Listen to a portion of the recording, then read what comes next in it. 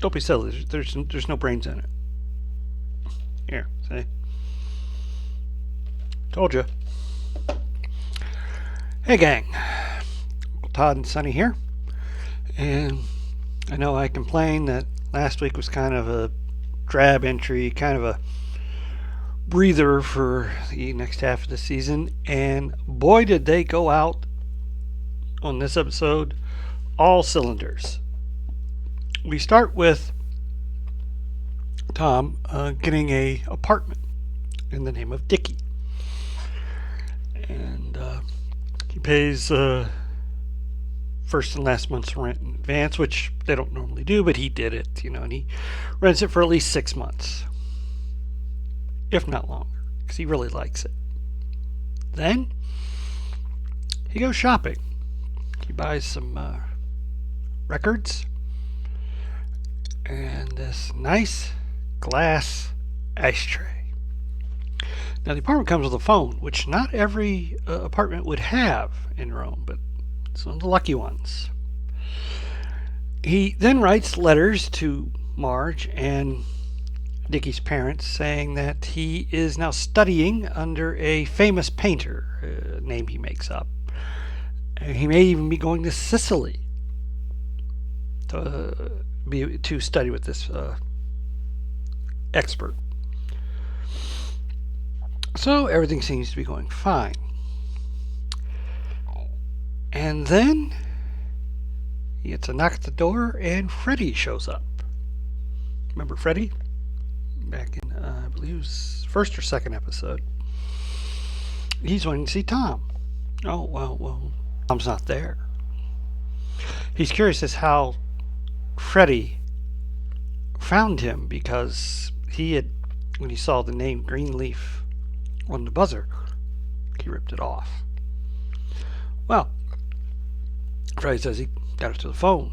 You've been making calls. It was easy to track down that way. And he sits there, has a few drinks, or a drink, next, sitting across from Tom, and there's a back and forth cat and mouse, and he knows something is up.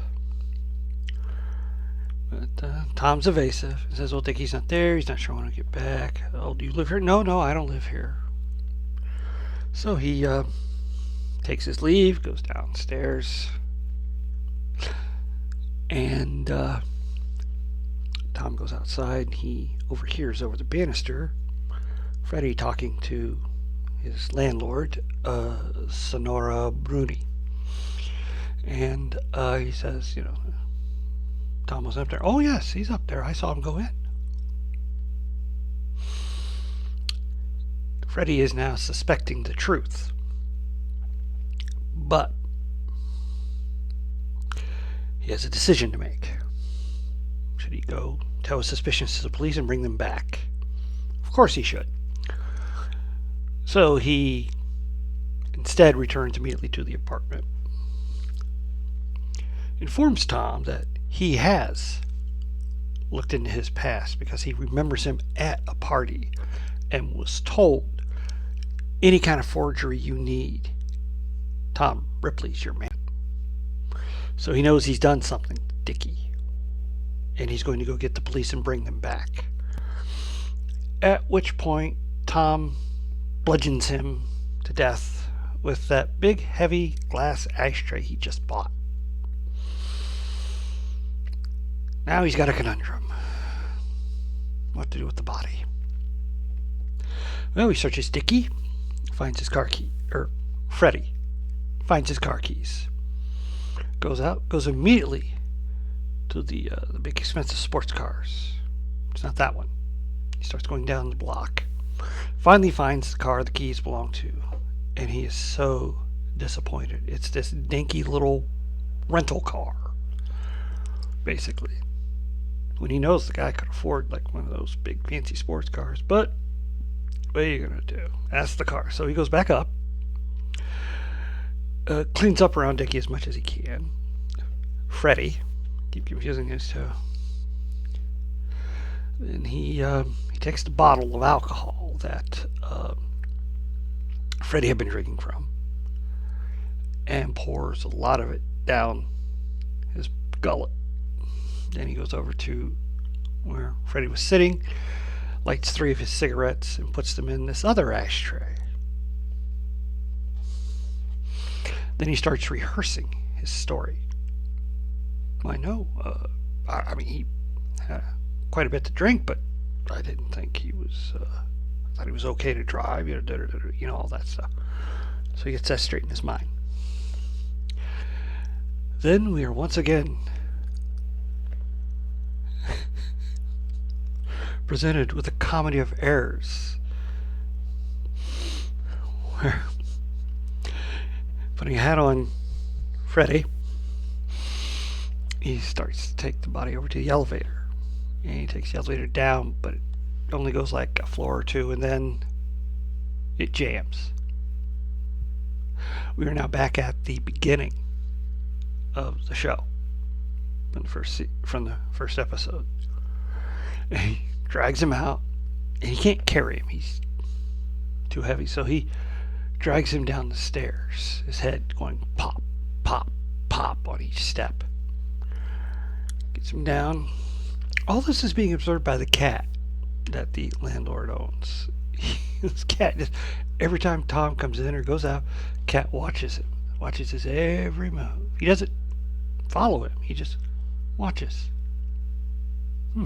Interesting. So then he gets Freddy up on his shoulder. Looks like he's helping a drunk friend. Gets him to the car and is spotted by a guy walking his dog. Is he alright? Yes, just a little too much to drink. He'll be fine. Alright. Finally muscles him into the car and drives him to the outskirts of Rome, where he abandons the car with Freddy in it. And he walks away to a, not sure what they would call it in Italy. I'll just go with pub, where he gets a taxi, goes home. When he gets inside, he sees all the blood on the stairs and in the elevator. So he goes back up to his apartment, gets some rags, wets them down, goes back, cleans off the stairs, cleans off the elevator. Throws. And he's also got this big stain on the floor where Freddy bled out, so he cleans that up, cleans off the walls where there was splatter, and he throws all these into the tub. He'll deal with them later. Sits down, he's ready to relax with some wine. Oh crap, he forgot something.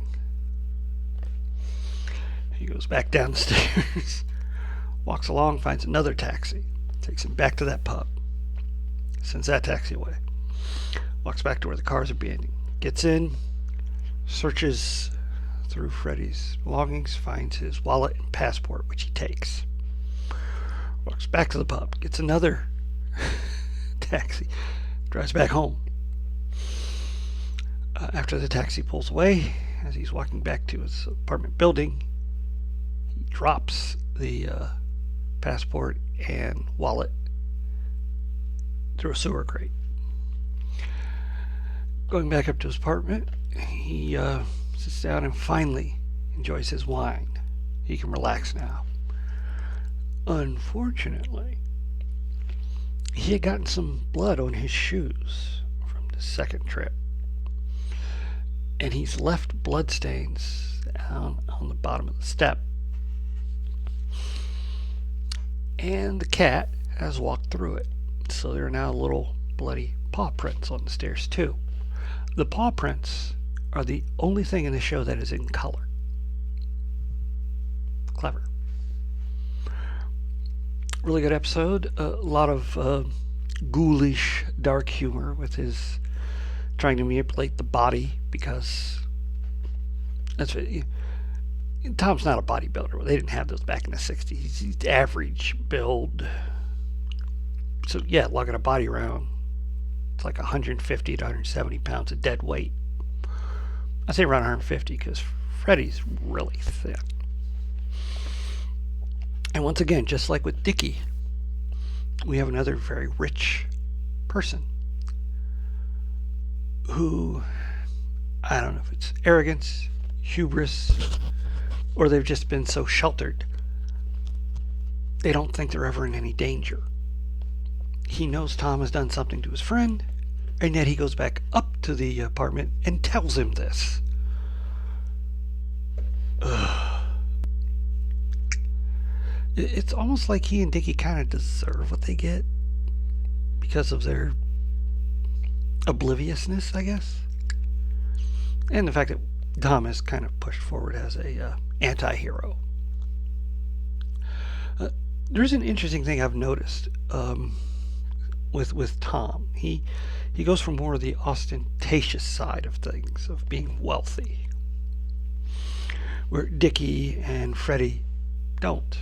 I mean, they've had money all their lives, so it's not a big deal. They don't go for really fancy things like the car Freddy had. It was just a rental car.